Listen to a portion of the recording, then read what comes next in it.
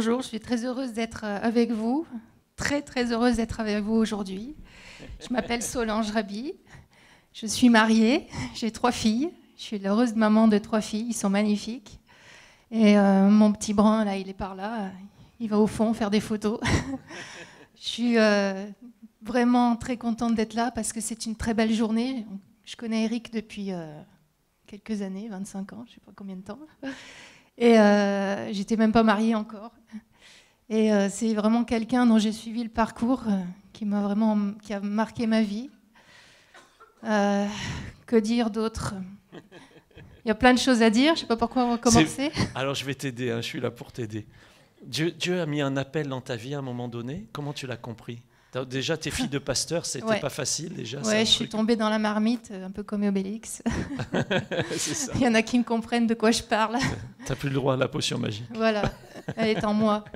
Et en fait, je suis née dans une famille chrétienne où on m'a donné pas mal de valeurs. Moi, j'ai toujours aimé Jésus. Et pour moi, quand j'étais petite, c'était un peu un super-héros. Il y en a qui ont Superman ou Spider-Man. Moi, c'était Jésus. Et j'ai toujours eu envie de le servir au fond de moi. Voilà. Seulement, un jour, je me suis tournée vers Dieu. J'ai vraiment reçu Jésus dans mon cœur. Seulement, il y avait ce désir-là qui était un peu enfoui. Et puis, un beau jour, Dieu m'a appelée. Et j'avais 17 ans. Et ce jour-là, je vous avoue que j'ai l'impression que le ciel m'est tombé sur la tête. Mais je crois qu'il m'est vraiment tombé sur la tête. En fait, j'étais dans un rassemblement. Et quand Dieu m'a appelée, alors il y avait un appel au service qui était tellement sérieux que je me suis dit, bon, ils appellent que des pasteurs, c'est sûr. Moi, je suis une fille, je viens d'un milieu où les filles ne peuvent pas être pasteurs, ne peuvent pas prêcher, c'est interdit, donc c'est pas pour moi. Mais ça brûlait tellement au fond de moi, je me disais, c'est pas possible, c'est pour moi, c'est pour moi. Et il y avait une bataille qui se tenait dans mon cœur. Et au moment de l'appel, le pasteur qui prêchait a fait un appel, et moi je me levais pas, j'étais rivée sur ma chaise. Je disais, c'est pour les gars, c'est pour les gars, c'est pour les gars.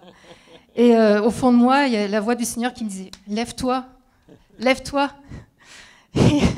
Et à un moment donné, le pasteur a dit une parole que j'ai pas trop aimée. Il a dit, l'appel de Dieu, c'est pas pour les lâches, c'est pour les gens courageux. Moi, j'aime pas comme traîne de lâche. Alors je me suis levée. J'avais comme si j'avais un ressort sous le derrière. Je me suis levée. Et là... Dieu m'est tombé dessus, je suis tombée par terre.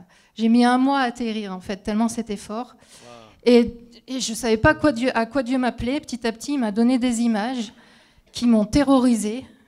Il m'a vu, je me suis vue en train de parler à des tas de gens, comme un peu ici.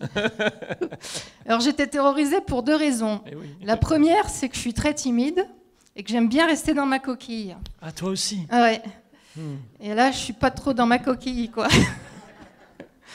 Et la deuxième raison, c'est celle que j'ai expliquée, c'est que je viens d'un milieu où ça ne se fait pas du tout. Donc en fait, j'ai gardé ça secret, un peu comme un agent secret au fond de moi. Mais Dieu, lui, il savait ce qu'il faisait. Ça a été quoi le déclic alors après ça? Comment ça s'est enclenché? En fait, à 20 ans, je me suis retrouvée dans une église où il n'y avait personne pour s'occuper de la chorale. Et là, on s'est tourné vers moi, on dit, et toi, tu veux pas le faire? Moi, je dis non, mais j'ai toujours dit non, moi, au début. Non, c'est pas possible, pas moi. Et en fait, Dieu a commencé à se servir de moi comme ça. Et à me faire sortir de ma coquille comme ça. J'avais à peine 20 ans, et tous ceux qui étaient dans la chorale, ils étaient plus vieux que moi. Et donc, j'étais terrorisée avant chaque répétition, je partais aux toilettes, c'était une catastrophe. Mais Dieu m'a vraiment donné de l'assurance, il m'a aidée. J'ai vu qu'il était avec moi, ça m'a fortifiée. Et en fait, j'ai appris énormément de choses.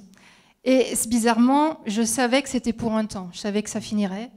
Et quand ce temps-là a fini, je suis passée à autre chose. On est passé à autre chose, je dis pas sérieuse, parce que c'était très sérieux ce que je faisais, mais je suis passée plus à ce que Dieu m'avait appelé à faire, à apporter sa parole, à enseigner, tout ça. J'ai écrit des livres. À prêcher. Ouais, à prêcher. Je peux le dire, hein, j'arrivais pas à le dire pendant longtemps, parce que moi, je me disais... les images que Dieu m'a données, c'était en fait, je vais donner mon témoignage, c'est tout. Mais... Tu t'es retrouvée, en fait, donc, à prêcher, à faire des livres, et donc tu as été confrontée à quelques difficultés, j'imagine? Oui, quelques difficultés, c'est clair. Déjà, au fond de moi, parce qu'en fait, j'ai été formatée une certaine chose. J'arrivais pas à dire je vais prêcher. Et il a fallu que, en fait, Dieu a brisé des choses en moi. Je m'accrochais à la musique comme si c'était ma bouée de sauvetage en me disant c'est ça, c'est avec ça que je vais servir Dieu. Et quand Christophe a fait son premier album, on est parti au Canada. Et là, je devais chanter un peu avec lui sur son album. Et j'étais à faune. Et je l'ai très mal vécu parce que ça a été une catastrophe. Et Dieu m'a dit, maintenant, tu vas passer à autre chose. Et j'étais obligée de passer à autre chose. J'avais commencé à écrire un livre, mais c'était dans le secret. Et après, j'ai sorti mon livre. Voilà, je suis passée à la nouvelle saison de ma vie. Et j'en suis vraiment heureuse. T'en es heureuse. Ouais. Et donc, tu as commencé à enseigner, tu as commencé à aller faire des conférences. Oui, on a fait pas mal de missions, des séminaires, des conférences pour femmes. Je me suis retrouvée au début plus avec les femmes. Et puis ensuite, il s'est avéré que j'ai prêché aussi dans des églises normales, pardon pour les femmes, non, mais où il y avait tout le monde. C'est quand même... Solange, c'est pas facile en fait quand tu as été formatée ou non, quand tu as entendu une certaine forme en fait d'enseignement qui paraît en fait biblique mais qui l'est pas. En fait, moi j'ai tout de suite 3 versets qui me viennent en tête. Alors pardon, là je passe en mode écriture à miracle chaque jour, mais vous allez comprendre. Je ne permets pas à la femme d'enseigner, que la femme se taise dans les assemblées. Et en fait, souvent, ce sont des versets qui sont totalement sortis de leur contexte. Tout verset se regarde dans un contexte qui est historique, qui est aussi le contexte du passage dans lequel il est écrit. Si le passage il parle du couple, du mari et de la femme, et que dans ce passage il est dit que je ne permets pas à la femme de prendre autorité sur l'homme, et qu'après on extrait ça pour dire, ben voyez, une femme ne peut pas prêcher, on prend un verset hors de son contexte. Hein, comme disent certains, on en fait un prétexte. Et donc, tous les versets en fait qui sont souvent mis en avant, ils ont été sortis de leur contexte, soit biblique, soit historique, soit tout simplement du contexte de la doctrine complète de la Bible. Et on s'en sert sans se rendre compte qu'il y avait des femmes qui prêchaient, à l'époque de l'apôtre Paul, qu'il y avait, enfin, je veux dire, dès l'Ancien Testament, vous pensez à Déborah et à d'autres personnes, vous pensez même Jésus pour venir dans le monde, il s'est servi d'une femme, pas d'un homme. Oui. C'est bizarre. Il y a beaucoup de prophétesses. Comme j'ai été enseignée dans tout ce que tu viens de dire, et que j'aime beaucoup la parole de Dieu et que je la serre dans mon cœur, j'ai fait un travail sur moi en réétudiant tous ces passages. J'ai lu des livres de Lauren Cunningham, de plusieurs. Des jeunesses en mission. Voilà. Et j'ai commencé à voir les choses sous un autre angle. Mais en fait, l'appel de Dieu était bien avant tout ça. Et c'est ça qui est incroyable, quoi. C'est des choses qui ne peuvent pas se fabriquer. C'est ça. Et ce qui est bizarre, c'est que Dieu, il fasse des choses, en fait, il t'appelle alors que tu n'as pas le droit, quoi. C'est ça. Il a même réussi à me faire lever de ma chaise. C'est étonnant ce que fait le Seigneur. Hein. C'est vraiment étonnant. Mais souvent, en fait, on est formaté dans nos pensées. Et je me rappelle quand j'ai rencontré Jean-Pierre et Chantal Barry, ils m'ont dit « T'es formaté, toi, Eric ?» Je me suis déformaté rapidement. Je ne me trouvais pas trop formaté, mais dans certains aspects, quand même, je l'étais. Tu as des faiblesses dans ta vie. Dieu se sert en dépit ou même avec nos faiblesses. Ouais, tu peux parler de ça un instant? Parce que je pense que ça va vous aider. Je parle de toutes mes faiblesses. Oh là là. Non, je pense que quand on sait qu'on n'est pas capable de faire quelque chose, en fait, c'est là que Dieu nous utilise. Et ça, bien souvent, j'ai mis du temps à le comprendre, mais j'ai souvent dit à Dieu, mais non, tu ne peux pas m'appeler à ça, parce que je ne peux pas le faire. Je ne suis pas capable, je ne suis pas formée, je suis pas comme ça. Et en fait, c'est là que Dieu intervient, et lui, il fait sa part. Mais il faut faire la nôtre. Et quand Moïse a été appelé, il ne se sentait pas capable non plus. Et bien d'autres dans la parole de Dieu. Je me dis, il n'y a pas de raison que je sois plus forte qu'eux. Et Dieu fait sa part à lui. C'est ça qui est extraordinaire. Malgré nos faiblesses. Donc toi, tu nous as parlé d'une de tes faiblesses. Entre guillemets, c'était dans quelle culture tu avais été élevé ou quel enseignement tu avais été élevé. Ensuite, Dieu s'est servi de toi. Tu as traversé aussi des moments pas faciles. Non. Tu veux en parler? Ouais, je peux en parler, il n'y a pas de souci. Merci. En 2012, on m'a enlevé un sein. J'ai eu un cancer qui n'était pas vraiment développé, mais le problème, c'est qu'il avait pris toute la place. Donc, pour régler le problème, on a tout enlevé. Et puis, j'avais aussi des antécédents familiaux, ce qui faisait que, voilà. Et en fait, je suis tombée sur un médecin qui n'a pas fait du bon boulot. Et aujourd'hui, j'en suis à 8 opérations, malheureusement. Wow. Mais à travers tout ça, j'ai vraiment toujours vu la main de Dieu. C'est quelque chose d'extraordinaire. J'ai un médecin généraliste, c'est une femme incroyable à Montpellier, qui m'a pris en main. Personne ne voulait de moi. J'ai été trop compliquée à prendre en main dans la ville où j'habitais, donc je suis allée un peu plus loin. Et elle a fait un très bon travail. Et quand elle a lu tout mon dossier, elle m'a dit, je ne suis pas mystique, mais elle m'a dit, dans ta vie, on voit que 2 choses. La première, c'est que le diable, il a cherché à te flinguer mais des tas de fois. Et encore, elle ne connaissait pas toute l'histoire. Il y avait des choses qui n'étaient pas dans mon dossier. Et la deuxième, elle a dit, mais à chaque fois, on voit que Dieu, il vient, il met un stop. Wow. Et il te sauve la vie. Amen, gloire à Dieu.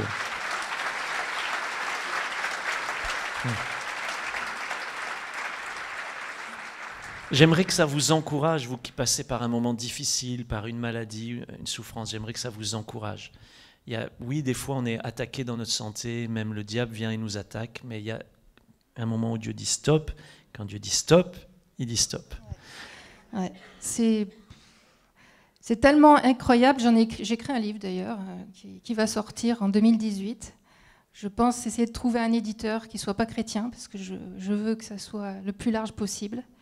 Et dans ce livre-là, le sujet, c'est pas Dieu, c'est mon histoire, mais Dieu, il est partout. Il est comme le sel, là, il est dans l'histoire. Wow. Et j'ai beaucoup évolué aussi à travers ça. J'étais allergique aux hôpitaux. Dès que je voyais quelqu'un de malade, j'avais l'impression que j'allais tomber malade. Et en fait, mon regard a complètement changé, particulier sur les cancéreux. J'ai beaucoup changé, j'ai beaucoup appris. Donc c'est le positif que je veux en tirer. Au mois de mars, j'ai eu une opération qui était une reprise de la reconstruction qui était loupée. Et donc j'ai été voir un grand professeur à Paris. Je me suis dit, là, ça va marcher, c'est sûr. 98% de réussite, donc il n'y a pas de raison que ça loupe. J'étais en forme. Et puis, ça a loupé. Et là, j'ai passé à peu près 20 heures sur la table d'opération. Ouais. J'ai été opérée 4 fois en une semaine, et plus toute une nuit dans le coma. Et la 3e opération a failli être fatale, puisque j'ai fait un arrêt respiratoire, j'avais les poumons pleins d'eau. Enfin, je suis une ressuscitée. Et la seule chose...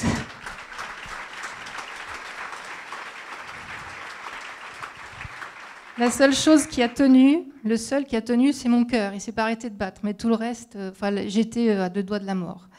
Et j'ai vraiment fait des expériences incroyables, parce que quand je suis arrivée à ce 3e bloc, j'avais déjà été opérée 13 heures la veille, et là on me ramenait encore. Et j'ai dit, me ramenez pas, je ne vais pas supporter. Et ils étaient obligés, parce que je faisais une hémorragie interne, et qu'ils n'avaient pas vu. Et c'est là qu'on comprend que, en fait... il y avait le diable qui était en embuscade parce que j'étais surveillée et personne, qui était comme aveuglé, personne n'a vu mon état. J'étais en train de mourir en fait. Et quand ils m'ont ramenée au bloc, vous savez, même si on ne vous dit rien, parce que les soignants sont très professionnels, ils vous affolent pas, on sent, on sait très bien que ça ne va pas. Et je me suis dit, je me suis pas dit je vais mourir, mais je me suis dit, je sens la mort. Et j'ai pensé au psaume 23. Quand je suis dans la vallée de l'ombre de la mort, je ne crains aucun mal, car tu es avec moi. Et ça ne m'a pas rassurée tout de suite. Hein. J'étais angoissée, je ne vous dis pas comment. Et j'étais dans un état lamentable. Et là, j'ai dit, mais Dieu, t'es où? Je n'ai pas fait une prière, vous savez, académique. T'es où? Et au moment où je dis ça, il y avait un chirurgien, ce n'était pas le mien, c'était un autre, parce qu'il n'en pouvait plus, le mien, il était allé se coucher. C'était un autre qui se penche au-dessus de moi. Et là, je vois sur sa blouse, c'était marqué Emmanuel. Wow, wow.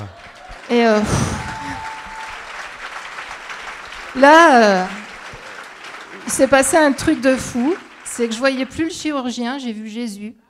Et Jésus, il était sur le bord de la table d'opération, il était penché sur moi, il souriait, mais il n'était pas du tout inquiet. Il souriait, et l'angoisse qui était en moi est partie d'un coup, j'étais dans la paix. Wow. Et je ne savais pas ce qui allait se passer après, mais effectivement, il a veillé sur moi. Et on est tellement heureux que tu sois là. Et on remercie Dieu avec nous, Emmanuel. Emmanuel.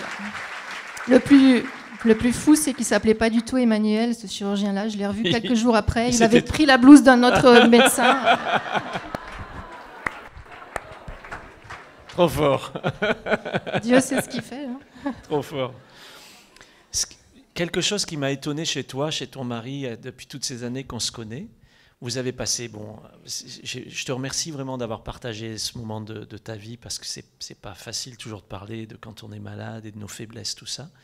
Vous avez traversé parfois des difficultés là où vous habitiez, ou d'implantation d'église qui n'était pas facile, etc. Mais ce que j'aime chez toi, c'est que tu gardes toujours en fait cette attitude de gratitude. Oui. Quand on m'a demandé quelle était la valeur de merci d'exister qui me touchait le plus, je crois qu'il y en a plein qui me touchent, mais celle-là en premier, peut-être parce que moi-même j'ai dû apprendre à dire merci, à être reconnaissante, parce que c'est pas trop dans notre culture française de dire merci.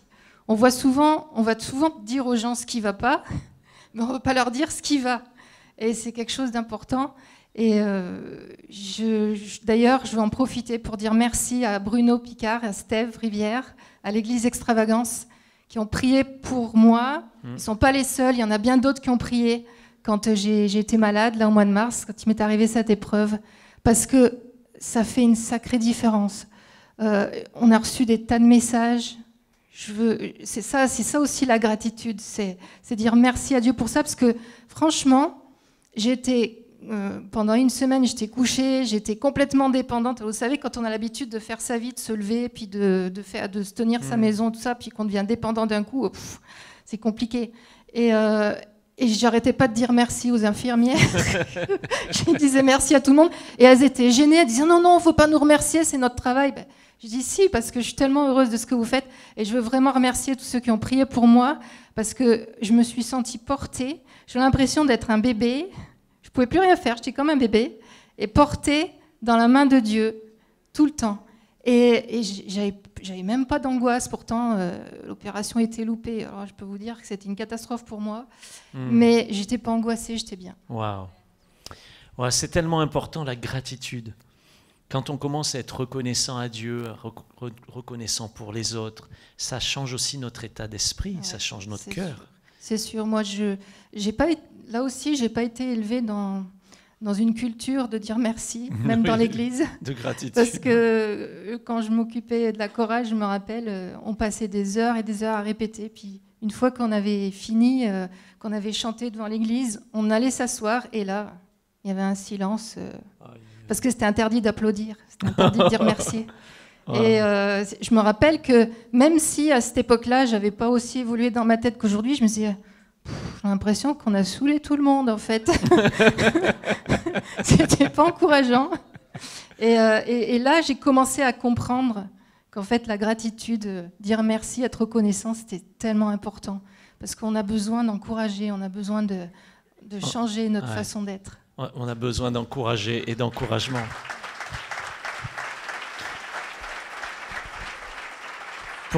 Pour terminer, Solange, qu'est-ce que ça veut dire pour toi, merci d'exister ? Merci d'exister, ça veut dire tellement de choses. La première fois que j'ai entendu cette expression, je me suis dit, exister, non, il faut vivre, pas exister.